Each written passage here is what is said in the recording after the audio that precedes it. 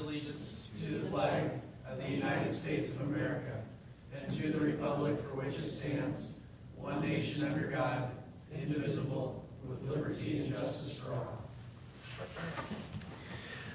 This regular scheduled meeting of the Board of Education will come to order. Call the roll, please. Alessandrini. Vera. Here. Hill. Here. Hoheimer. Here. Howard. Here. Huey. Here. Wrigley. Here, 6 members of the board are present. A quorum is established. Mr. Alessandrini sends his regrets from Dallas, Texas. He got stuck in yesterday's storm, and so he will not be in on time to make the meeting tonight. So, first order of business is the approval of minutes. Those minutes are the Student Achievement Committee meeting of the 17th of October, special closed session of the board on the 8th of October, special meeting on the 17th of October, the regular board meeting on the 22nd of October, and the closed session of the regular board meeting on the 22nd of October. The motion would be to approve those minutes as presented. So moved. Motion by Mr. Hill. Second by Mr. Huey. Questions or comments on the minutes? Call the roll, please. Hill. Aye. Huey. Aye. Vera. Aye. Hoheimer. Present. Howard. Aye. Wrigley. Aye, the motion carries. Item 3.1, board applause. We'll start with Mrs. Hoheimer tonight. I'm sorry, I don't have any. Okay. Mr. Huey? There's a trend starting here. I don't have one this evening either. Sure. Mr. Barra? I would like to congratulate 3 of our seniors for college signing recently. November 14th, I believe, that Paige Arsenault, Kellen McDaniels, and Garrett Oliver. Congratulations to those students. Mr. Howard? On November the 18th, my wife and I had the unique privilege of attending an Eagle Scout Court of High Honor. Incredible ceremony. It was a blend of family and formality. The young man who was being recognized is named Trayton Parker. He graduated from PCHS last May. I had a lengthy conversation with his mother, and she said a great deal of his success belongs to Pekin High School. She went on to say that we have an incredible number of course offerings and opportunities for our students, and she even gave me an example. She said Trayton had done a merit badge on welding, and she said they just kind of go over the surface of the subject. Well, that got him interested, and he took welding in our CTE center. She said several of the other scouts had also taken the building trades, and there was one of them that was heavily involved in our music programs, and she just really gushed, and I couldn't have agreed more. It's also important to note that night there were a total of 4 Eagle Scouts at that meeting. Of course, Trayton was being honored, but there was a young man there named Eli Malloy, another young man named Aaron Mayberry. Those 3 young men all graduated in 2018. Aaron Mayberry left yesterday to go back to the Air Force in California. And then there was a 4th Eagle Scout named Holden Newkirk. He graduated in 2017. The one thing all those young men have in common, besides being Eagle, which is an extraordinarily high honor, is they're all PCHS grads, and I think that speaks extraordinarily well for PCHS. And I used up some of the time they didn't. Mr. Hill? I'd like to congratulate Ms. Deliri and the Pekin volleyball team on their success with another Volley for the Cure event. On November 19th, they presented the local Susan G. Komen Foundation chapter with a check for $20,353.24. That's an incredible accomplishment from the volleyball team and also obviously from the community that helped support them. And it also says on here that Volley for the Cure has raised in total $140,000 for Susan G. Komen Foundation. So congratulations to all of them on their hard work. Very Very good. Thank you very much. Recognizing our athletes, Dr. Owens.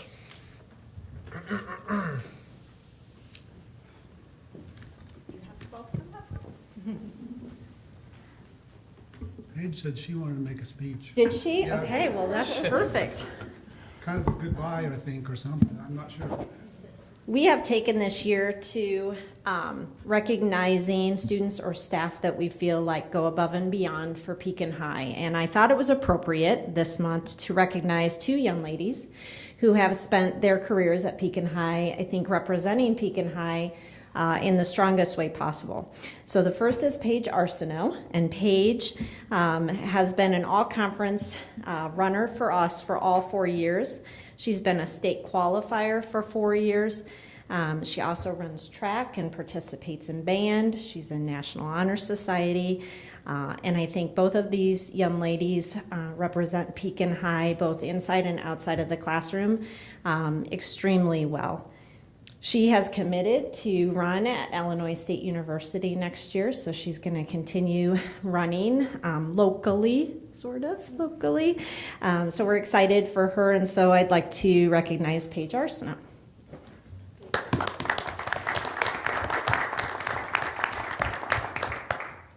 And the second young lady is Kellen McDaniels. Kellen's also a senior. She just finished her senior season for swimming, where she was also a 4-year state qualifier. She's also a dual athlete. She runs track in the spring. God love both of you for running. And she has committed to the University of Wisconsin at Milwaukee starting next year for swimming. So we're extremely proud. As Mr. Gervey stated, it's rare to qualify for the state meet in the sports that you represent, but it's really, really rare to do it all 4 years of your high school career. So I'm very proud of them on behalf of Pekin High School, and just want to commend them for the work that they've done and wish you all the luck in the future, because you're starting on a new path, and we're excited for you. So congratulations.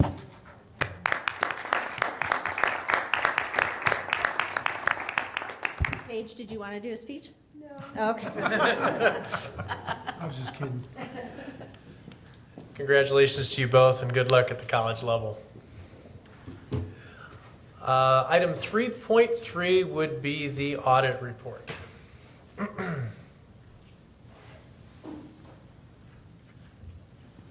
Did I notice you smile when he read that Susan Komen thing down to the 24 cents? That's amazing. Yeah, I could tell that was right up your alley. You know, that was a tough act to follow too. So hopefully I won't be too boring for you. First, my name is Lori Salmi. I'm with the accounting firm Phillips Salmi and Associates, and I want to thank you for allowing me to come back again. I believe this is my 3rd year of performing the audit, and after 1 or 2 years, the audit becomes much easier. But that is due to Dr. Owens and Mrs. Schaefer's themselves and their staff. And we had a very positive experience, and just want to say that before I say anything else. You all acknowledge the good things of your students. I have to acknowledge the good things with your employees. So that being said, I want to let you know that all the reports have been filed with ISBE, timely filed with ISBE this year. Also, because you have received more than $750,000 in federal revenue and actually expend more than $750,000 in federal revenue each year, you're subject to a special audit. It's called a single audit. And as a result of that, we have to do some electronic filings with the federal government, and those filings have also all been submitted. So all of your required mandated items have been completed and filed with the state of Illinois. So yay, you're in compliance. I want to tell you about what we do as part of an audit, and I'm just going to go very briefly, but we do a lot of procedures. It takes a significant amount of time from your staff and from our employees and myself. But what we do is we first start with revenue, and we look at third-party verification for virtually all of your receipts. Probably 85% of the revenue that is received, we can get a third-party verification on. So we know that the money that came into the district was appropriately recorded. We also confirm cash accounts, so we know that your cash and investment balances are appropriate. Then we perform procedures over your expenditures. We select samples of your expenditures, make sure that they're appropriate, make sure the coding is appropriate. We look at your payroll and we make sure that the salaries were properly coded and approved. So that's part of what we do. I believe in your board book you have a report on page 1. Are you putting it up here, Carla? I am not. They Oh, should- okay. they should- So, but I'm sorry, you unless should- you need it up We No, have I it don't. here. I I don't. also have a hard copy for Yeah, anybody no, who we have wants hard copies. I Okay. I think right now you probably don't need it, but as we get Sure. into the numbers, you might want to know about it. We also perform certain procedures over your internal control system. That's very important, especially related to federal audits, because the the Office of Management, they want to make sure that you have internal controls because they don't want government waste. And I won't say any political commentaries about that. But we look at your system of internal control and we make sure that that system is designed appropriately. While an audit isn't specifically required to look at all the internal control, we do obtain an understanding of it. And if you have any significant deficiencies, we are required to communicate those deficiencies to you. Your system has been designed appropriately for the past several years. You've had changes in personnel. We have found no deficiencies in your internal control. Now, we wouldn't tell you if there's something that's really small, but if we found something that was a significant design deficiency, we would make you aware of that. It's unusual for an organization your size not to have a deficiency, but it has been appropriately created by your internal control structure and the employees in that area, and we had no findings. So I guess in school terms, you get an A on your internal control system. The other item we do is we test compliance over laws, what ISBE requires to be done. We had one really minor finding, so we were not required to include it in this compliance letter, and that was that the statement of economic interest form was filed with the county. It was a one-time item, and we talked about it briefly. So I don't think that that's a significant thing, but it is something to watch for in the future. Also, in the report that I provided, we are required to communicate certain items to you as an auditor. And these are boilerplate items that we're required to disclose to you. They include what were the significant audit findings, whether there were any changes in accounting practices, whether we had any significant difficulties, any corrected or uncorrected misstatements. And these are all the same as the prior year. We had no significant findings. We had no significant issues. We had one journal entry that was very minor that we proposed, and Mrs. Schaefer said, yes, let's go ahead and make it. It was about $14,000. Did we need to make it? Not really, because it's not an overly significant account in the realm of your financial statements, but we thought it'd be a better presentation, so we went ahead and made that journal entry. Then, what I do want to talk to you a little bit about, though, well, let's go to the next item. You've probably talked about this, your financial profile score. The state of Illinois ranks every school in the state. You have a 4.0, so good job on that also. You have a perfect score. Then I want to talk a little bit about your overall receipts and your overall disbursements. Your property taxes are up slightly, and I know that Mrs. Schaefer talks about this a lot as part of creating the budget. We review what she has stated during those discussions. It helps us a lot when we're performing analytical review, but it also, we want to make sure that what's being communicated to you is appropriate, and it was spot on. So a lot of the information, I'm going to go very quickly because I think you've already talked a lot about this. But your property taxes are up approximately $200,000 from 2017 to 2018. That is both a function of an increase in your rate and an increase in your EAB.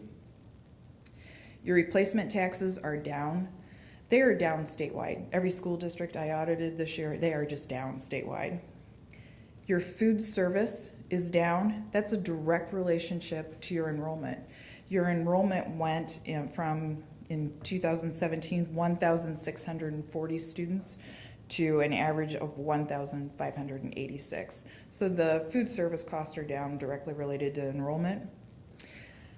State aid and transportation, those are monies you're receiving from the state of Illinois.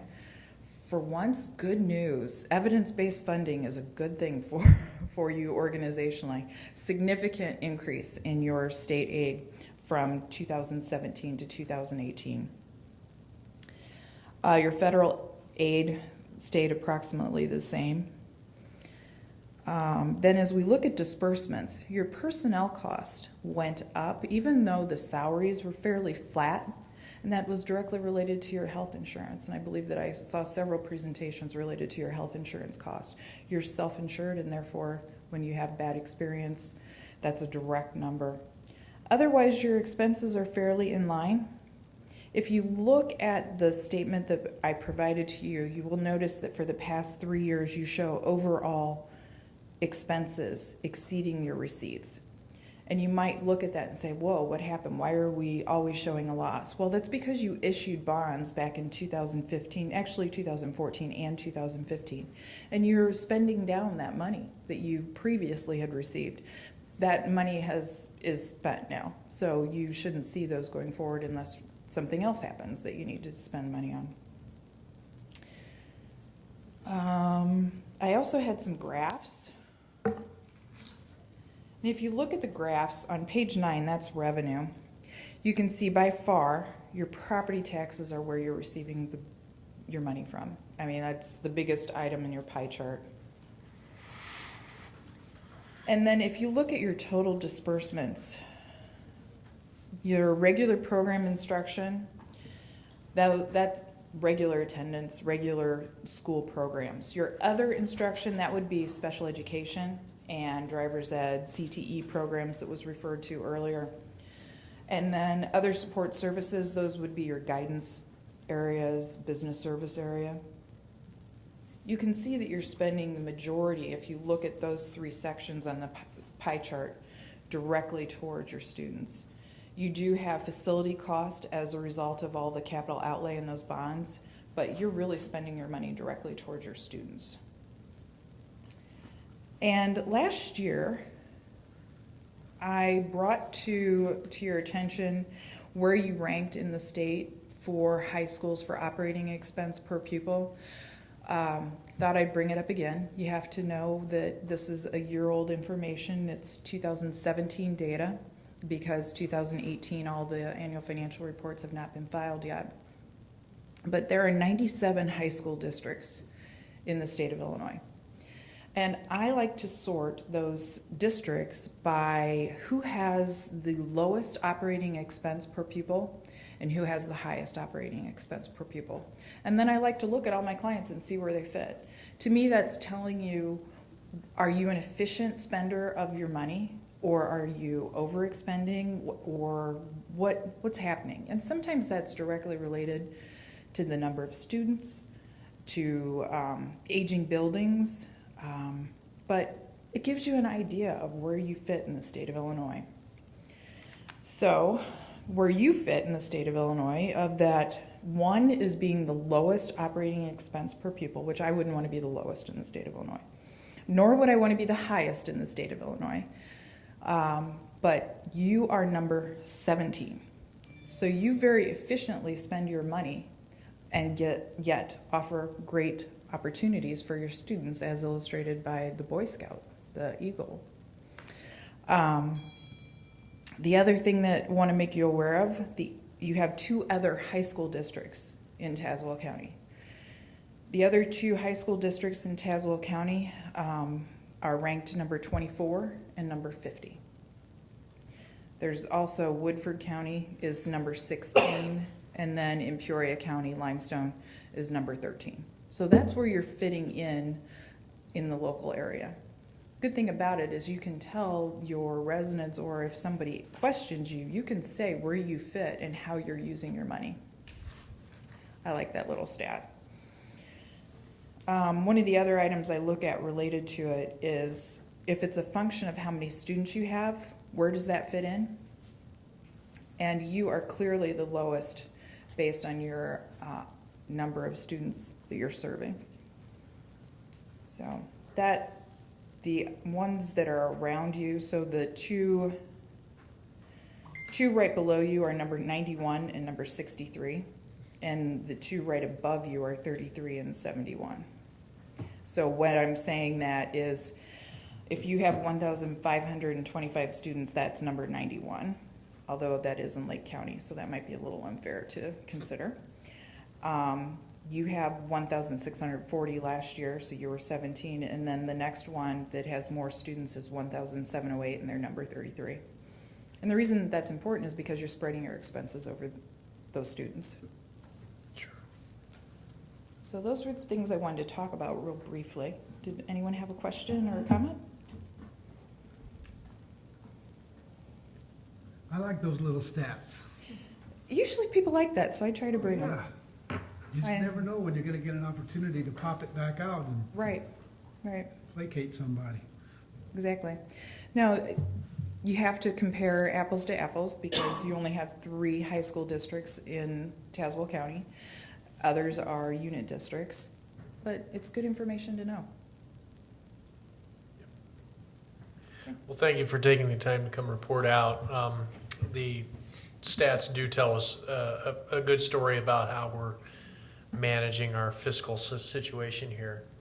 As it gets more difficult by the day practically, I'm glad to know that we're stable through it all. So thank you for your oversight. Thank you. Questions or comments on the report? Good presentation. I mean, you distill it down nicely for us. I don't give you the 84-page document, the Yeah. 66-page document that we issue. All right, thank you. Have a nice Thank you. Thank you. Thanks. Item 4.1 would be the approval of claims. The person who normally makes the motion isn't here. The recommendation would be to pay the monthly warrants in the amount of $2,316,200.93 per the summary information attached. Is there a motion to that effect? So moved. Second? Motion by Mr. Barra, second by Mr. Howard. Questions or comments on the warrants? Call the roll, please. Barra, Aye. Howard, Aye. Hill, Aye. Holheimer, Aye. Huey, Aye. Wrigley. Aye, motion carries. Item 5.1 is a request for closed session regarding the appointment, employment, compensation, discipline, performance, or dismissal of specific employees of the public body or legal counsel for the public body, including hearing testimony on a complaint lodged against an employee of the public body or legal counsel for the public body to determine its validity. Is there a motion for the closed session? So So moved. move. Motion by Mr. Hill, second by Mr. Huey. Call the roll, please. Hill, Aye. Huey, Aye. Barra, Aye. Holheimer, Aye. Howard, Aye. Wrigley. Aye, motion carries. We are back from a very brief closed session. Item 5.2 is the consent agenda. Is there an item on the consent agenda that a board member would like to have removed for separate vote? Hearing none, I would seek a motion to approve the consent agenda as presented. So moved. Motion by Mr. Huey, second by Mr. Barra. Questions or comments on the consent agenda? Call the roll, please. Huey, Yes. Barra, Aye.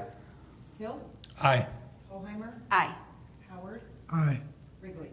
Aye, motion carries. Thanks to the YWCA of Pekin for a donation to Dragon's Closet and to MMS for the donation of a Morisiki CNC Vertical Machining Center. That'll be a great addition to CTE. I can tell you there's a lot of companies like the one I work for that are in need of trained personnel for this very type of thing. So I'm sure, yeah, I see you nodding your head down there, Mr. Hill. So thank you for that gift from MMS. Item 5.3, policies for second reading. Mr. Barra. We have one. I showed you last month. You can take a Lost look it at this again. one I too. apologize. It's that one right there. Thank you. I was in the wrong section.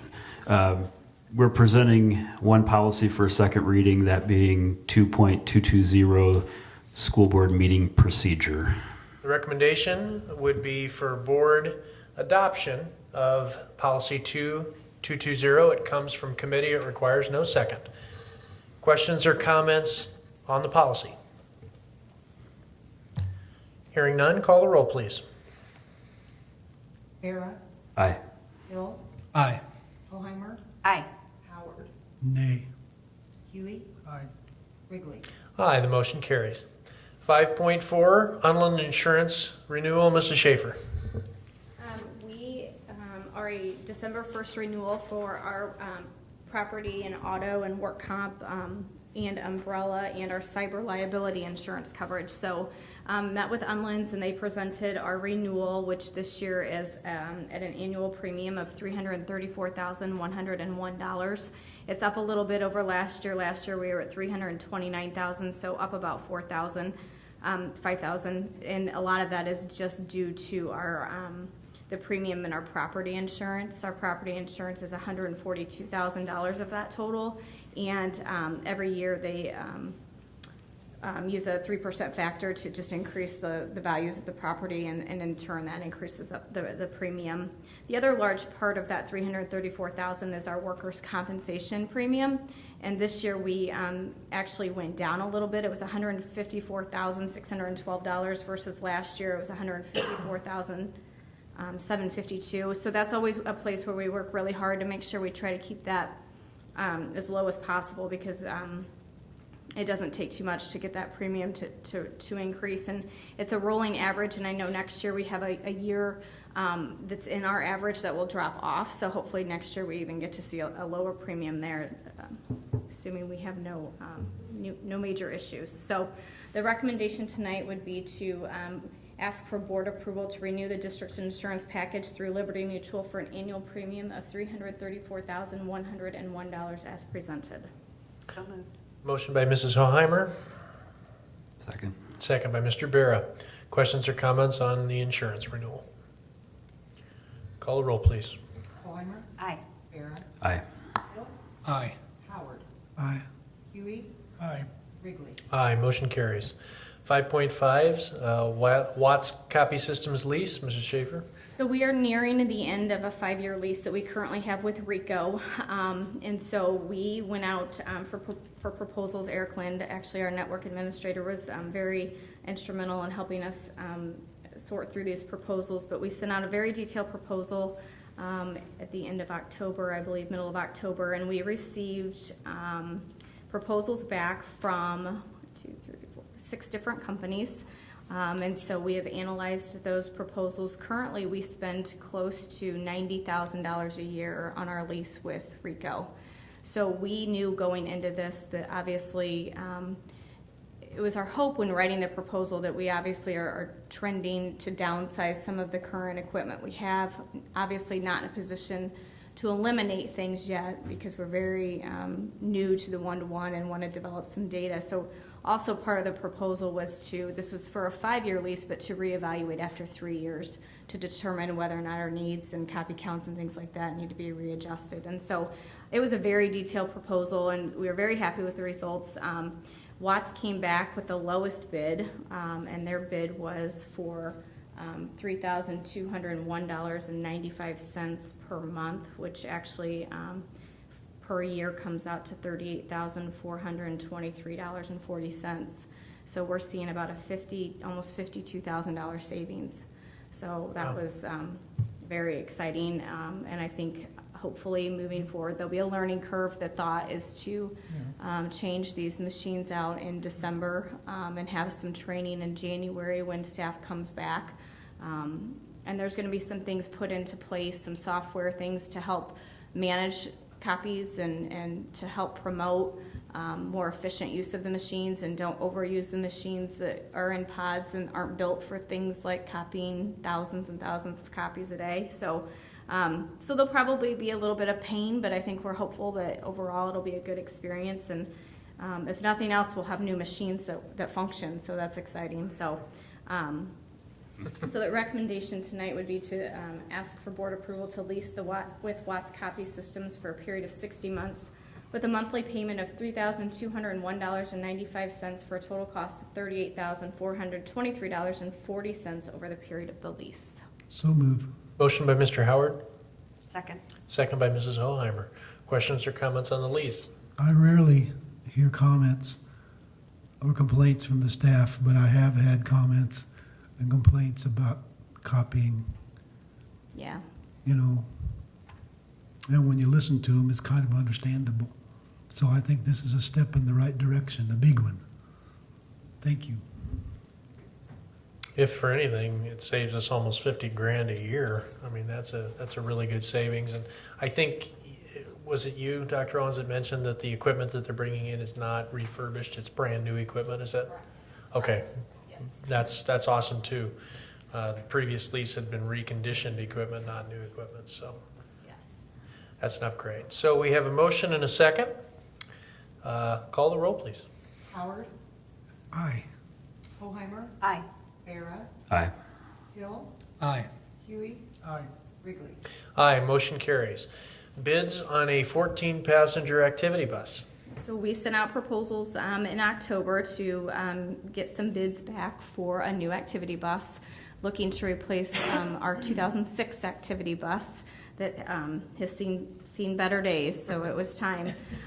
So we sent those proposals out in October, and we sent it to 4 different companies, obviously advertised it, and we got bids back from 3 different companies. If you remember, when I presented the budget in August, I talked about the fact that I had put $50,000 in the budget anticipating that we were going to do this. So came in very close to that. Midwest Transit Equipment was our lowest bid. They had a base bid of $51,944 and then offered us $1,000 trade-in value for our 2006 activity bus.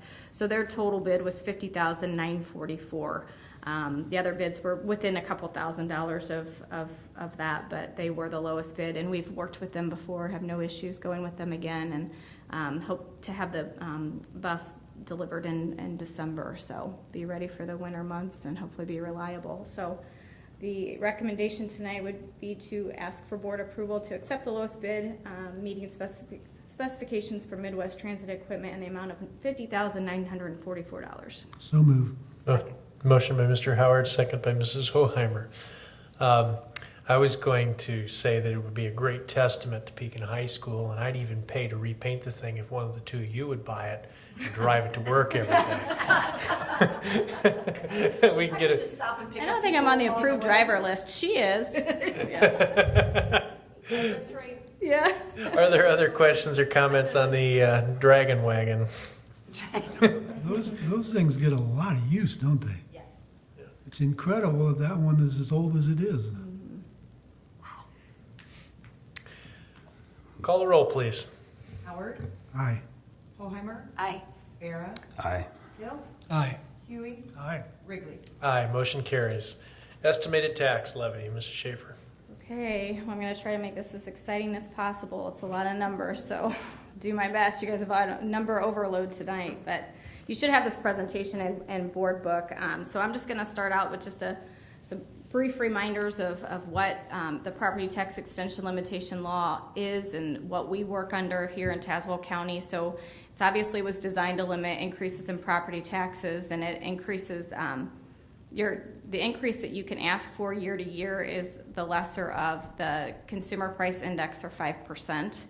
And this year CPI for the 2018 levy, which will be the 18-19 taxes, which will be our 19-20 budget, is 2.1%, which is actually, this is the chart, it's kind of tough to read, but the 2.1 is, it was the same last year as it is this year. So having said that, though, we have a couple things that kind of worked in inverse relationship to one another, and I'll get to that a little bit, but part of it is the way that all of this kind of works together. You've got your CPI, and then the other big part of this big math formula is the equalized assessed value. So that's the valuation of all the properties and homes that pay into Pekin High School and their tax base. So this year we did see a decrease in EAV. It was approximately 1.43%. It's about $643 million for the current year, and that also includes $5 million in new property. So that was kind of interesting. We saw about a $6 million, it was $647 million last year. This year it's $643 million. So we saw a $4 million decrease, and so that was unusual to see. So I had a conversation with the Tazewell County assessor, and part of what the issue is that there is a disabled veterans exemption that exists that can be applied for. And what it does is if a person is 70% or more disabled, they can have 100% of their tax bill exempted, up to $250,000 in EAV.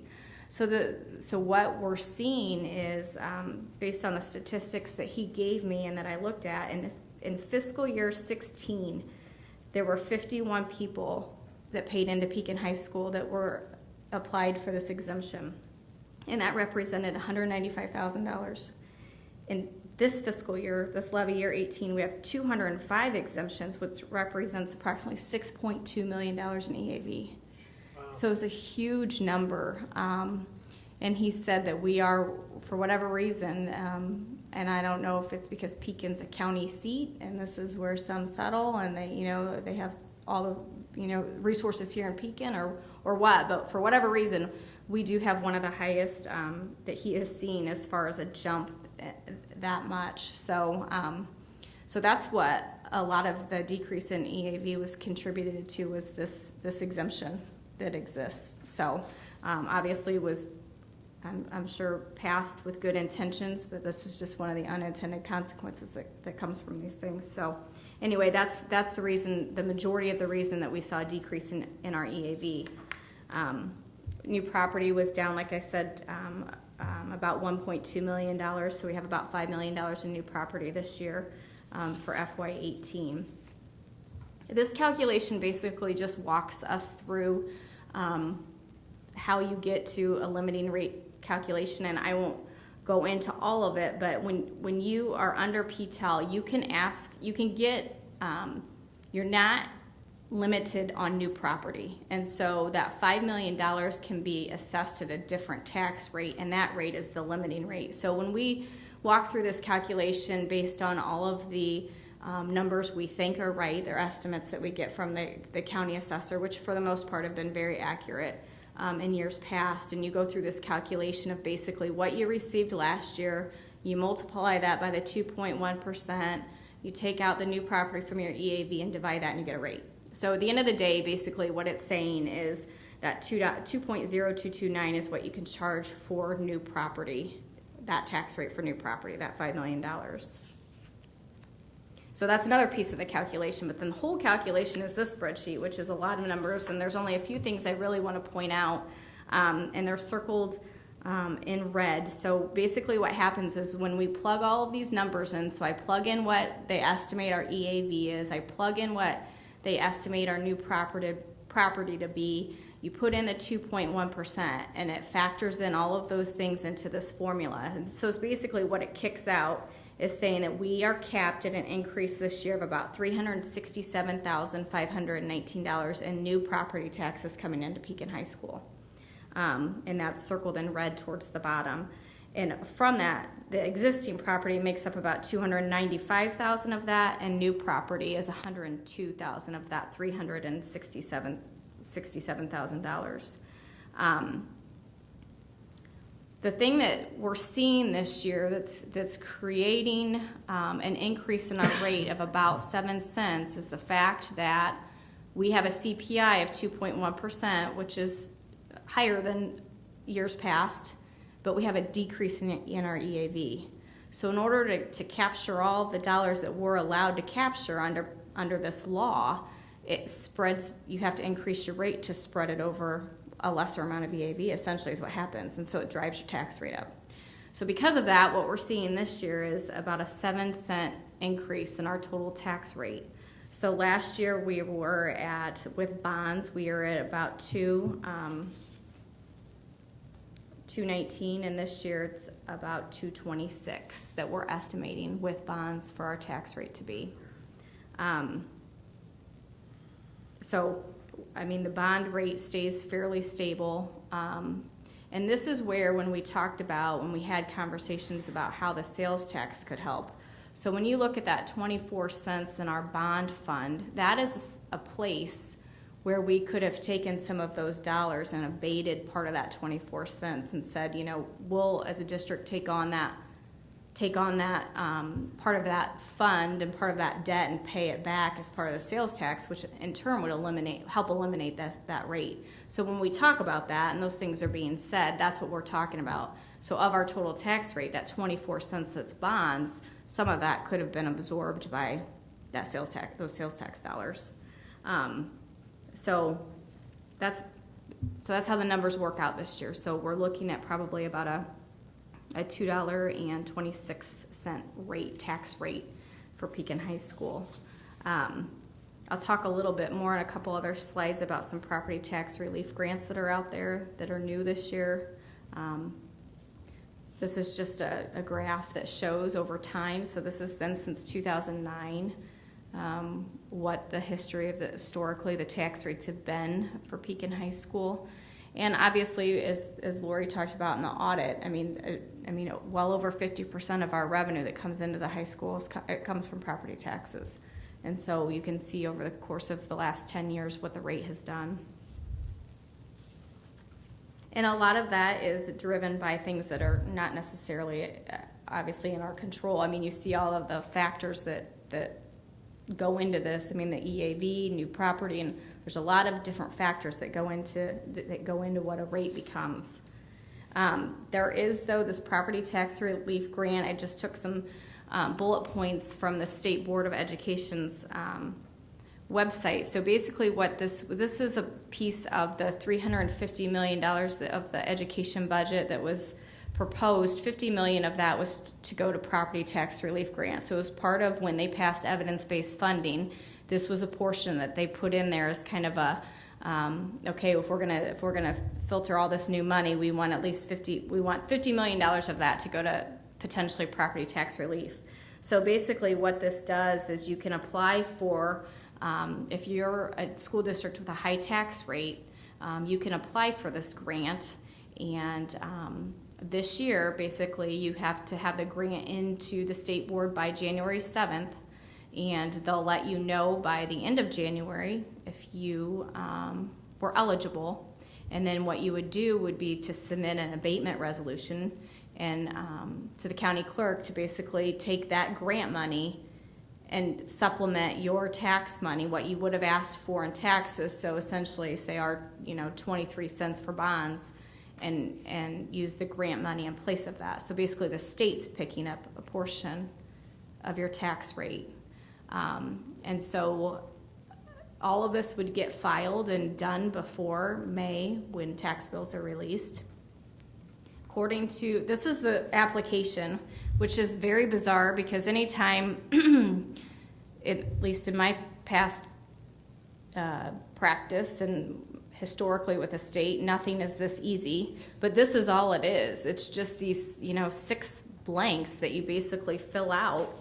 And they talked about this quite a bit at sessions I went to at Triple I. I mean, people were asking about, they're like, is this seriously all it is? And they're like, yeah. I mean, they encouraged every district, if they could, to fill this out and get their name in the hat to see if they get it. It'll go in order of, neediest to, all the way to the bottom until the money's out based on who's applied. So essentially, you fill it out and submit it to the state board and then wait to see if you get any money. So this next slide is what they're saying Pekin High School could be eligible for. So according to this spreadsheet, we could receive up to about $1.8 million in property tax relief money if we were to get 100% of this, which is highly unlikely.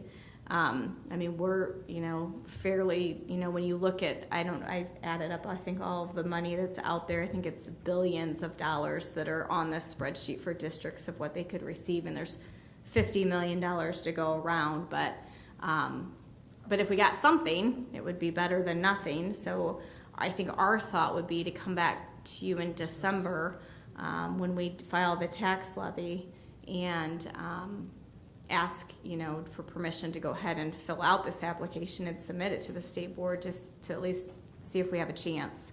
And so essentially that amount, I asked a couple questions too of the state because I get nervous. So it's always been our past practice to abate only dollars in the bond fund because it doesn't affect your extension under PTEL. So I proposed the question, okay, if we have $1.5 million in our bond fund and we get 1.8 and we have to take the other 300,000 and say we're gonna, abate like part of the education fund, will that affect our extension moving forward? And they have said no, and that the Department of Revenue, they've clarified that with the Department of Revenue that would not be the case. Districts would remain whole, and then this money actually would be tacked on to your minimum base funding as part of the evidence-based funding model. So all of it's on the surface, and I haven't found anyone to say any different to this point, that this is a good thing, and that if you can get some of the money, then hopefully it serves the purpose it was intended for. So I think that our thought would be, like I said, to come in December and ask for permission to submit the application and see what happens. So I think we feel like it's a responsible thing to do, number one, because we know our tax rate is high and our taxpayers foot the bill for our schools. I think the other conversation has been around, especially this year and potentially again in April, when we talk about asking for the county school facility sales tax. I think there's good faith in what we're trying to do in applying for this grant, that when we have a chance to do anything that can affect your tax rate, we're doing it. So yes, we know we're asking, right, for sales tax, but at the same time we're trying to do this, and so I think there's a good faith effort, just like we continued to push in the fall around community or the county school facility sales tax, that it is our intention to abate, that there's proof in the pudding, so to speak, that when we have a chance to do something that would give us the power to abate, we're doing it. And I think that our leaders, in IASA and IASB are all pushing every district to do this. So I don't know if every district will. Obviously the hope would be they don't, so that, if we're granted money, our chances are to get granted more money. But I think it's a clear sign for districts to show their taxpayers that, when there's money out there, we're gonna go after it because we know what you're already paying. So that's just another piece of the puzzle that we've been talking about. Okay. This Thank is you. just, sorry. Oh, go ahead. This is just a quick just a summary. Essentially, all the numbers that I've presented to you are based on what we assume is going to happen. But when just full disclosure, when we actually sign the levy, there's always a 1% inflation in there just to make sure that we've captured everything in case the number's wrong or something's off. So this is just showing the final summary, which will come to you next month in the form of the actual tax levy that's signed. So in summary, basically, we'll have board action on December 17th, and then I will file that certificate of tax levy with the county clerk. And then if we were to find out in January that we do receive grant money, we can go back and amend that levy and file for that abatement. And then we are not required to have a public hearing, or truth in taxation is not required because we did not request an increase more than 5%. So that piece is not required for us. So that's all I have. Happy to answer any questions if you have any. Do you think anyone south of I-80 will get any of this money? I do. The property tax relief grant? Yes. I do. Okay. I just kind of figured it'd all be stuck in Chicago, like everything else. Yeah. There's definitely districts up there that are due a lot, on the spreadsheet with a lot more money than us, but I would think, I don't know who makes the decisions and how they prorate the decisions, but I would think politically that'd probably be a bad plan for them to do that, but Who knows?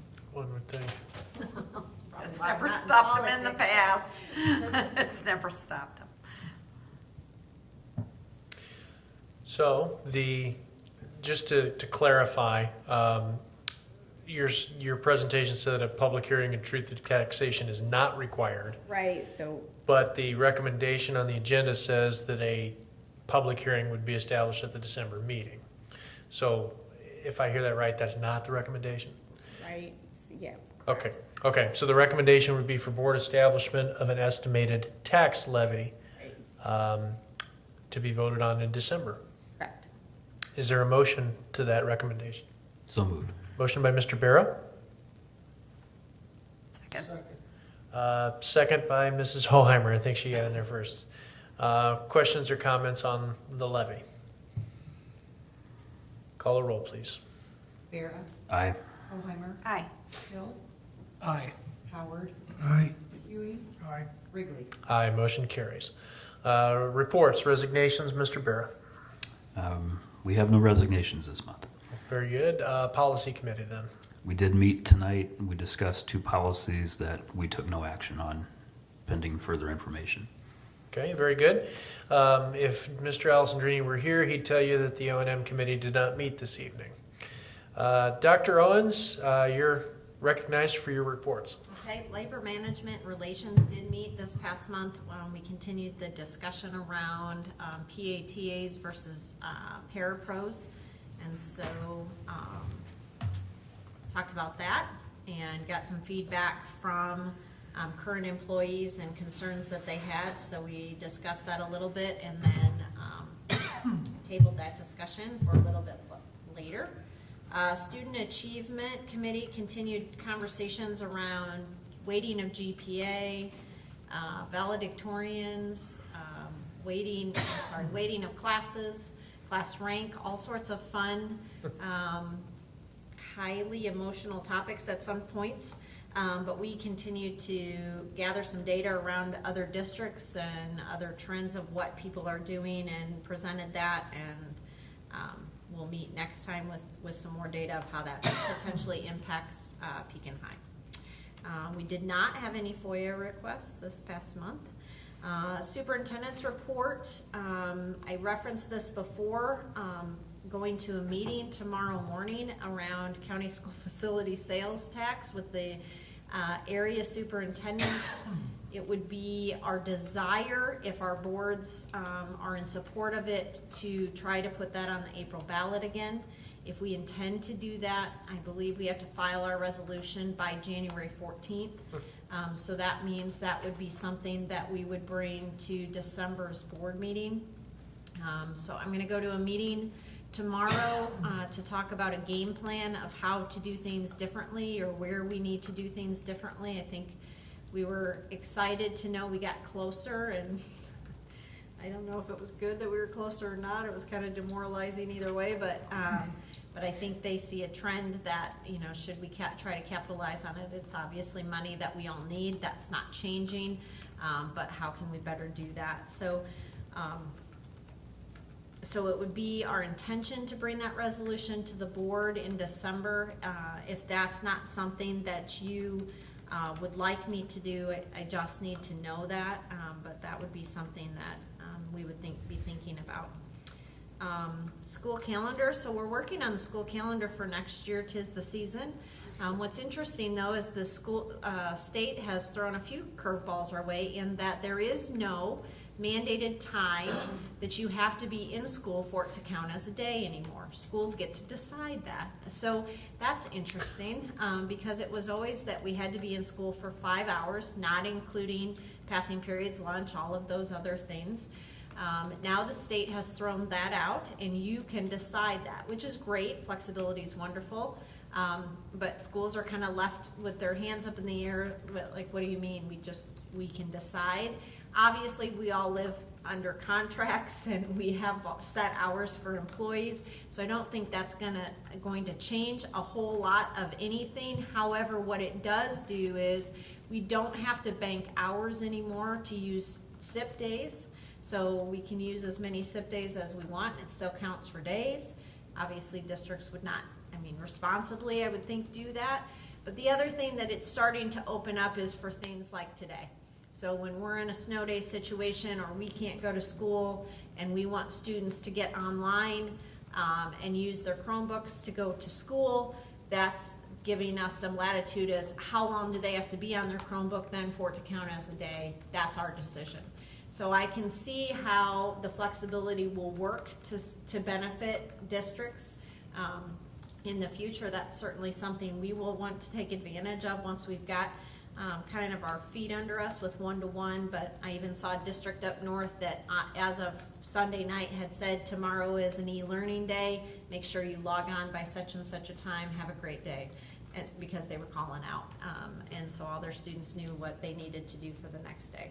So it's interesting, but it's created a little bit of a backlog in terms of creating a school calendar. So our hope is we will still get one to you for February as usual, but just know that the rules have kind of changed a little bit. This next week is fairly exciting. We've got a lot going on Friday. We are spending the morning, we're having Education Week come and tape to do a child care segment on, I believe, on their webpage. So they'll be here Friday morning, taping in child care as well as in Mrs. Mason's room, and interviewing some people. And then over lunch, we're gonna have the HR staff from Unity Point here. We'll serve them lunch, show them the video, and take them on a tour. And then next week, we're gonna do the exact same thing with Pekin Insurance's HR division. That was one of my goals, was to get smaller HR divisions in here to personally be able to talk to them and the benefits of Pekin High in the community. So we're excited about that. On December 12th, we're actually gonna have a meeting, an open table discussion with our safety team. We continue to talk about plans and crisis plans and who's on our team and what that means or what that entails if something catastrophic happens here at Pekin High. We've had a meeting just of our team that's grown to about, I would say, 22, 23 people. So we're gonna have an open table meeting with the Pekin Police as well as the Emergency Management Director of Tazewell County will be here so that we can just problem shoot or troubleshoot and work through problems or issues that we see. We're really trying to work our way towards some sort of practice. What that looks like, on what scale and when, we haven't got to yet, but that's what our desire is. So I just wanted to give you an update because we've talked about safety a lot this year. So that's that.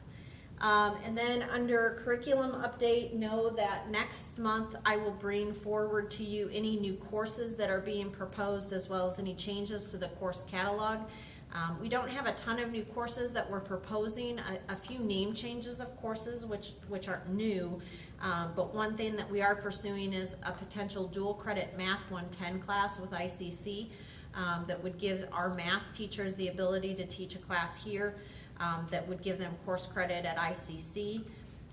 The other program that we're looking into, again, would not be something that we're going to host here or teach here, but it would be availability of students at Pekin High to sign up for an ICC EMS/EMT course that they could take their senior year and get about 8 hours worth of credit, and at the end qualify for their EMT, to get their EMT license. So it would be a course hosted at ICC South or ICC Pekin, so we're still trying to promote that facility. There's a lot of districts that we've met with around us, Tremont and Deer Creek and other districts that are looking at also sending kids to this. But I think it'd be a great opportunity for some kids to be to pursue something that they can do as a career. It also is a need in our area in terms of a position to fill, so that won't be necessarily in our course catalog, but it's definitely something we're looking into for next year. So, but I'll bring all those to you as well as our data report, which we do yearly in terms of our student data, which is, we have some exciting news to share, but we'll do that all next month. So that's all I have.